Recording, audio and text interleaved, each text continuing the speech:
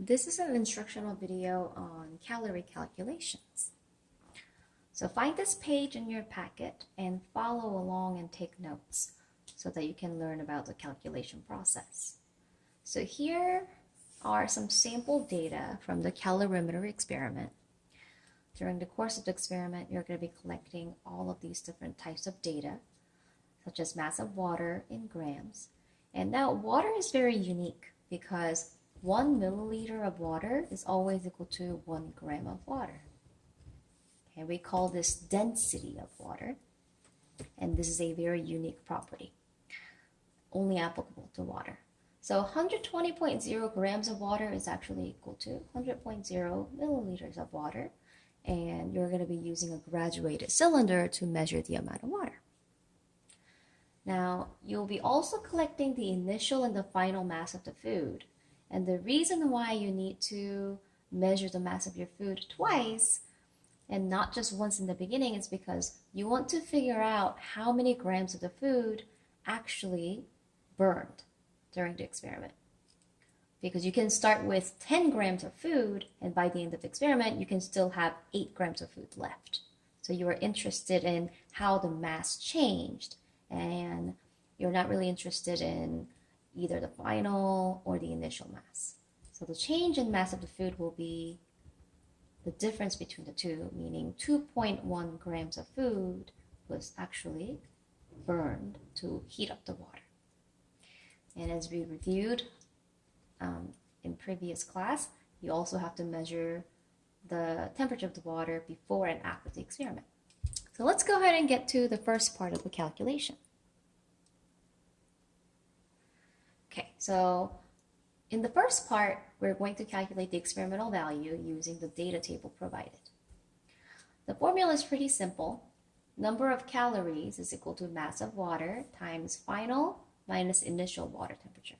So we're interested in finding this value here. So let's go ahead and set this one as x. And the mass of the water is given above as 120.0. And the final water temperature is equal to 60. Initial is 22.5.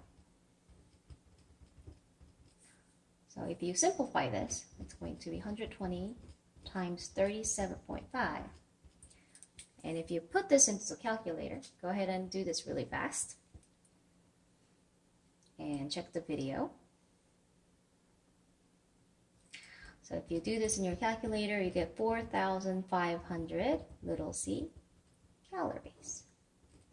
So this particular food sample produced 4,500 little c calories of energy. Okay, so in part B, we have to convert little c or regular calories into big C or kilocalories.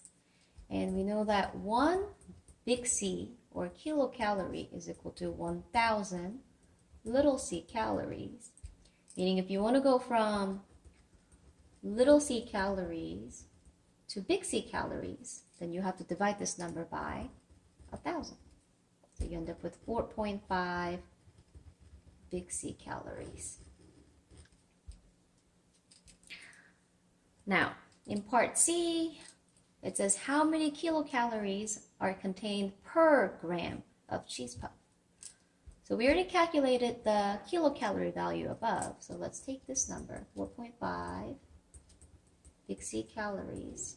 And we have to divide this number by the mass of the food that were actually burned. So we're not using the initial mass.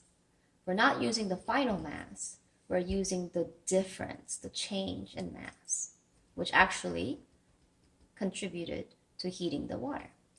So we divide this number by 2.1. So go ahead and put this into your calculator, pause the video, and play the video again to check your answer. So when you do this in your calculator, you get 2.14 big C calories per gram. So this is the experimental value, which we calculated from the data table that's provided. Now let's move on to the actual value. Now the actual value, the precise or the target value, will be provided from the nutrition label. From the nutrition label that's provided here, we need two values. We need the total number of calories contained per serving, and we also need the total mass of the food per each serving. So it's 150 kilocalories and 28 grams. And we simply have to divide these two numbers to figure out how many kilocalories of energy are contained per gram of the food. So if you put this into the calculator, you should get 5.36 big C calories per gram. And again, this is the actual value, the target, the more precise value that's provided based on your nutrition label. Now, in part 3, you want to figure out how close the experimental value was to the actual value. And in other words, when you calculate percent error, it allows you to evaluate how effective your calorimeter was in terms of insulation and in terms of figuring out the actual caloric content of your food. So if you end up with a really large percent error of 90% or even over 100%, that means your calorimeter is not very effective. So you have to come up with some significant design improvements to reduce the heat loss and to make everything work better. If you end up with a relatively small percent error, that means your design is effective. But remember, there's always room for improvement in terms of engineering and design. Okay, so let's go ahead and take a look at the formula. Percent error is equal to experimental value minus actual divided by actual times by 100. So we already have these two values calculated. So all we have to do is simply plug into the formula.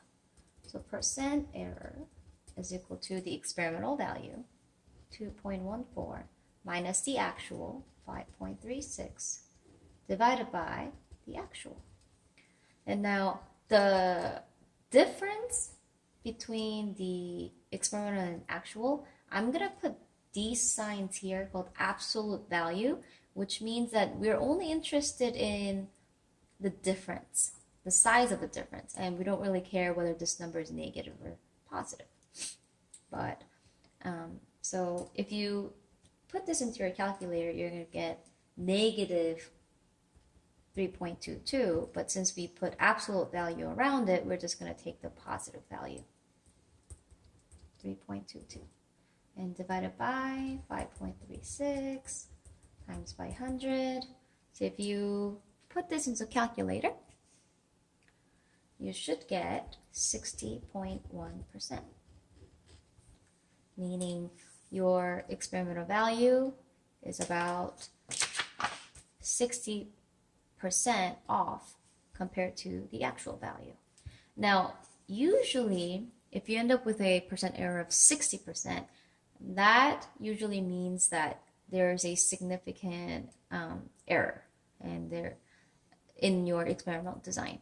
However, when it comes to calorimeter experiments, there are so many different places where you can lose heat.